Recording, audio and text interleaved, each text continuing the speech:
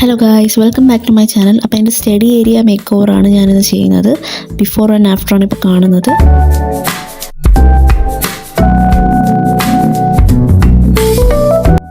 First എനിക്ക് change ചെയ്യേണ്ടതെന്ന് പറയുമ്പോൾ ഈ ഡെസ്കിൽ ഞാനിപ്പോൾ റെഡ് ഷീറ്റ് വിരിച്ചേക്കുവാണ്. എനിക്ക് ഭയങ്കര ഇഷ്ടമുള്ളൊരു കാര്യമാണ് ഈ വൈറ്റ് ആയിട്ടിരിക്കുന്നത് നമ്മുടെ ടേബിൾ. അപ്പോൾ ഞാൻ അതിന് വേണ്ടി ഈ ഒരു മീഷോയിൽ നിന്നൊരു വൈറ്റ് വാൾപേപ്പർ എൻ്റെ ഉണ്ടായിരുന്നു, നേരത്തെ മേടിച്ചതാണ്. അപ്പോൾ അത് ഞാൻ ഇതിൽ ഒട്ടിച്ചാൽ കുറച്ച് ഭംഗിയുണ്ടാവുമെന്ന് വിചാരിച്ച് അങ്ങനെ തോന്നി ഇരുന്നപ്പോൾ അങ്ങനെയാണ് ഞാൻ ഈ ഒരു മേക്ക് ഓവർ ചെയ്യാമെന്ന് വിചാരിച്ചത്. സോ ഞാൻ ഈ ഷീറ്റൊക്കെ ആദ്യം മാറ്റുന്നുണ്ട്. ഫുൾ പൊടി പിടിച്ചിരിക്കുവാണ്. നമ്മൾ ഈ വാൾപേപ്പർ ഒട്ടിക്കുന്നതിന് മുമ്പ് അത് നല്ല ക്ലീനാക്കി, ആ പൊടിയൊന്നും ഉണ്ടാകാൻ പാടില്ല. പൊടി ഉണ്ടായാൽ അത് ഒട്ടത്തില്ല. സോ ഞാൻ എല്ലാം മുമ്പ് ഒട്ടിച്ച സ്റ്റിക്കേഴ്സും എല്ലാം മാറ്റി നന്നായിട്ട് തുടയ്ക്കുന്നുണ്ട്. തുടച്ചതിന് ശേഷമാണ് നമ്മൾ ഈ ഒരു വാൾപേപ്പർ ഒട്ടിക്കേണ്ടത്. തുടച്ചതിന് ശേഷം മീൻസ് ഉണങ്ങിയതിന് ശേഷമാണ് വാൾപേപ്പർ ഒട്ടിക്കേണ്ടത്. ഇത് മുമ്പ് ഞാൻ ഒട്ടിച്ച് വെച്ചിട്ടുള്ള വാൾപേപ്പറാണ് കേട്ടോ. അത് ഇളക്കാൻ തന്നെ കുറേ പാടുപെട്ടു. അങ്ങനെ സക്സസ്ഫുള്ളി എല്ലാം ഞാൻ മാറ്റി. പിന്നെ അതിൻ്റെ അളവ് ഞാൻ എടുത്ത് നോക്കുന്നുണ്ട് കേട്ടോ. അളവ് ഏകദേശം ഞാൻ ആ താഴോട്ട് നിൽക്കുന്നത് ഞാൻ ഒട്ടിക്കുന്നില്ല, ജസ്റ്റ് വിടുന്നു. ആ മേശയുടെ പുറം മാത്രമാണ് ഞാൻ ഒട്ടിക്കുന്നത്. കാരണം കുട്ടികളൊക്കെ ഉള്ളതുകൊണ്ട് വന്ന് എന്തായാലും അതിൽ ആ തൊട്ട് ആ പശയൊക്കെ കൊണ്ട് കളയും. അതുകൊണ്ട് ഞാൻ വിചാരിച്ചു താഴത്തെ ആ ഏരിയ മാത്രം വിട്ടിട്ട് ബാക്കിയുള്ളതിൽ നമുക്ക് ഒട്ടിക്കാമെന്ന് വിചാരിച്ചു. അങ്ങനെ ഞാൻ അതൊന്ന് ജസ്റ്റ് ഒന്ന് നൈഫ് വെച്ച് ഞാൻ അത് സ്റ്റിക്കർ ഇളക്കി വെച്ചു. സ്റ്റിക്കർ ഇളക്കിയതിന് ശേഷം നമ്മൾ പതുക്കെ ഇത് ഒട്ടിക്കുക. കാരണം ഇത് ഒരു പ്രാവശ്യം ഒട്ടിയാൽ പിന്നെ ഇളക്കി മാറ്റാൻ ഭയങ്കര പാടാണ്. സോ നിങ്ങൾ വാൾപേപ്പർ ഒട്ടിക്കുമ്പോൾ വളരെ ശ്രദ്ധിച്ച് വേണം ഒട്ടിക്കാനായിട്ട്. ഓരോ ഏരിയ വെച്ച് നോക്കി നന്നായിട്ട് പേസ്റ്റ് ചെയ്ത് ഒട്ടിക്കുക. ഞാൻ പറഞ്ഞില്ലേ, താഴത്തത് ഞാൻ ഒട്ടിച്ചിട്ടില്ല. താഴത്തത് ഞാൻ ജസ്റ്റ് ഒന്ന് അതൊന്ന് മടക്കി അങ്ങനെ ക്ലീനാക്കി വെക്കുന്നതന്നേ ഉള്ളൂ, അല്ലാതെ ഞാൻ ഒട്ടിക്കുന്നില്ല താഴെ. അങ്ങനെ എല്ലാം നല്ല നൈസായിട്ട് ക്ലീൻ ചെയ്ത് ഒട്ടിച്ചിട്ടുണ്ട്. ഇനി എൻ്റെ ബുക്സൊക്കെ ഞാൻ വീണ്ടും ഒന്ന് അടുക്കി പറക്കി വയ്ക്കുവാണ്.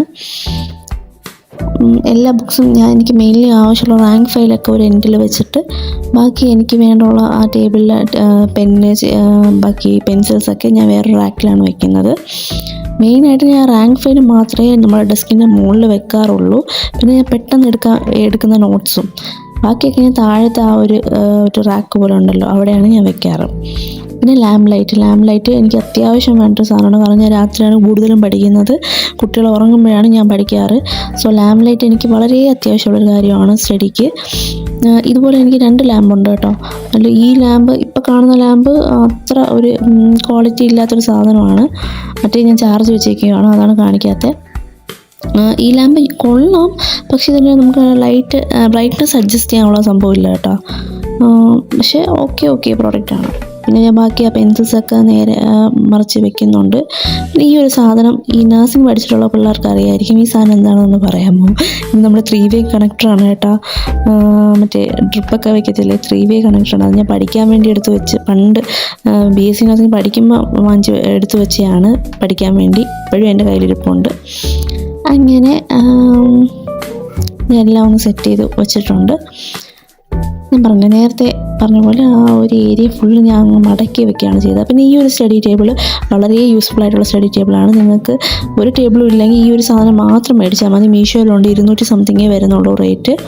അടിപൊളി സാധനമാണ് കേട്ടോ. നമ്മുടെ ബെഡിലൊക്കെ ഇരിക്കുമ്പം നിങ്ങൾക്ക് യൂസ് ചെയ്യാൻ പറ്റും.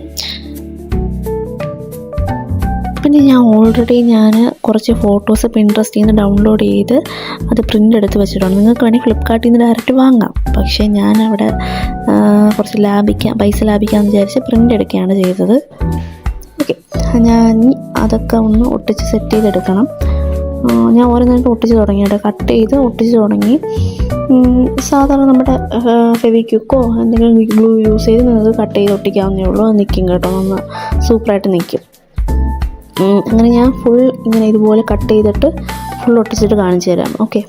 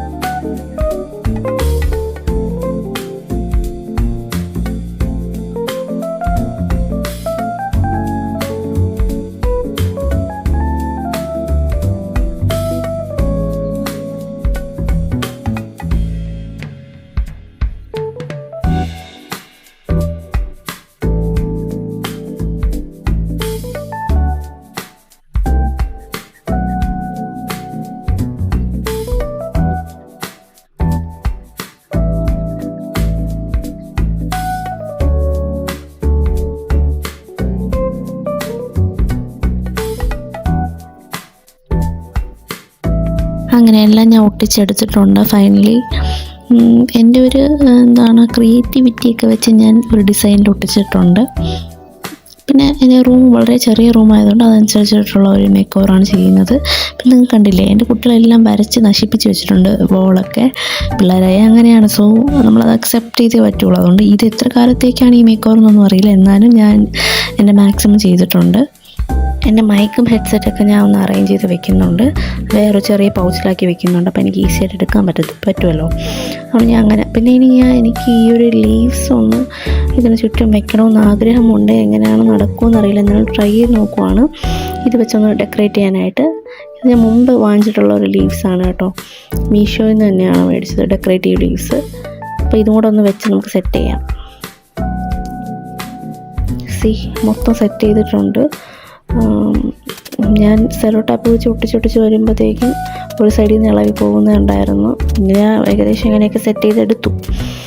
പക്ഷേ എനിക്ക് മൊത്തത്തിൽ ഫൈനൽ ലുക്ക് നല്ല ഇഷ്ടപ്പെട്ടു. നല്ലൊരു എസ്തെറ്റിക് വൈബൊക്കെ ഉണ്ട്. എനിക്ക് മൊത്തത്തിൽ അങ്ങ് ഒരു പീസ്ഫുൾ ആൻഡ് കാം ഫീലിംഗ് ആയിരുന്നു ഇതൊക്കെ കഴിഞ്ഞ ശേഷം. ഈ ചൂടും കൂടെ ഉള്ളത് കൊണ്ട് ഭയങ്കര വെള്ളം കൂടിയായിരുന്നു. എങ്ങനെ ഇതാണ് എൻ്റെ ലാസ്റ്റ് മേക്ക് ഓവർ ലുക്ക് എന്ന് പറയുന്നത്. ഇഷ്ടമായോ ഇല്ലേ നിങ്ങൾ കമൻറ്റ് ബോക്സിൽ പറയണം കേട്ടോ. എനിക്കെന്തായാലും നന്നായിട്ട് ഇഷ്ടമായി. മൊത്തത്തിലൊരു കാം ആൻഡ് പീസ്ഫുൾ ഫീലിംഗ് ആയിരുന്നു ഇത് ചെയ്തതിന് ശേഷം. പിന്നെ ഇതിലെ ഓരോ കോട്ട്സും വളരെ എനിക്ക് ഇമ്പോർട്ടൻ്റ് ആയിട്ടുള്ള വളരെ യൂസ്ഫുൾ ആയിട്ടുള്ള പിക്ചേഴ്സാണ് ഞാൻ കളക്ട് ചെയ്തിട്ടുള്ളത്. കുറേ മാനിഫെസ്റ്റേഷൻസും ഈ ഓരോ കോട്ട്സും വളരെ മീനിങ് ഫുൾ ആയിട്ടുള്ള കോട്ട്സാണ്. നിങ്ങൾ ചൂസ് ചെയ്യുമ്പോഴും അങ്ങനെ എസ്തെറ്റിക് വൈബ്സ് നോക്കാതെ കുറച്ച് മീനിങ് ഫുൾ ആയിട്ടുള്ളതൊക്കെ വാങ്ങിച്ച് വെക്കുവാണെങ്കിൽ നിങ്ങൾക്ക് കുറച്ച് എപ്പോഴും ഒരു പോസിറ്റീവ് ഫീലിങ്ങിൽ പഠിക്കാൻ സ്റ്റാർട്ട് ചെയ്യാൻ പറ്റും. ഓക്കെ, കുറച്ച് മോട്ടിവേഷണൽ ആയിട്ടുള്ള കോട്ട്സൊക്കെ ആഡ് ചെയ്താൽ കുറച്ചുകൂടെ പഠിക്കുമ്പം അത് യൂസ്ഫുൾ ആയിരിക്കും. ഞാൻ ഇതുപോലത്തെ കുറേ കോട്ട്സാണ് സെലക്ട് ചെയ്തിട്ടുണ്ടായിരുന്നത്. എനിക്ക് ഒത്തിരി ഇഷ്ടമായി കേട്ടോ. ഞാൻ ചെയ്തതിൽ വെച്ച് ഏറ്റവും ബെസ്റ്റായിട്ടുള്ളൊരു മേക്ക് ഓവറായിട്ട്, സ്റ്റഡി റൂം മേക്ക് ഓവറായിട്ട് എനിക്ക് തോന്നിയത്. നിങ്ങൾക്കും ഇഷ്ടമായിട്ടുണ്ടെങ്കിൽ നിങ്ങൾ തീർച്ചയായിട്ടും കമൻറ്റ് ചെയ്യുക. Thanks for watching. ബൈ.